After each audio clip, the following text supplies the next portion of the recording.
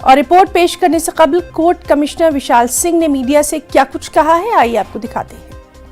और 7 तारीख जो कमीशन अकेले उन्होंने की थी ज्ञानवापी परिसर के बाहर की, उसकी रिपोर्ट उन्होंने फाइल कर दी है। आज अंदर की जो 14, 15, 16 की जो रिपोर्ट है आज फाइल हो जाएगी। आप लोग कितने लोग मिलकर मतलब रिपोर्ट सबमिट करते हैं? जी, मेरे साथ अजय प्रताप सिंह जो सहयोग में हैं, सहायक के रूप में हैं कोर्ट कमिश्नर, उनका सहयोग पूरा रहा। और संजय सिंह दाढ़ी, शैलेंद्र श्रीवास्तव, राजेंद्र नाथ पांडे ने काफ़ी मेहनत की है रिपोर्ट बनाने में, मेरे साथ एकदम लगे रहे। तो रिपोर्ट बिना इन लोगों के बनाने में संभव नहीं हो पा रहा था।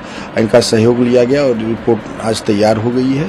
सबमिट करने के बाद आप देख सकते हैं एकदम निष्पक्ष, बिना किसी भेदभाव के जो वादी द्वारा बतलाया गया, जो प्रतिवादी द्वारा कहा गया, पूरी चीज़ें एकदम बिना भेदभाव के रिपोर्ट में हमने दे दी है।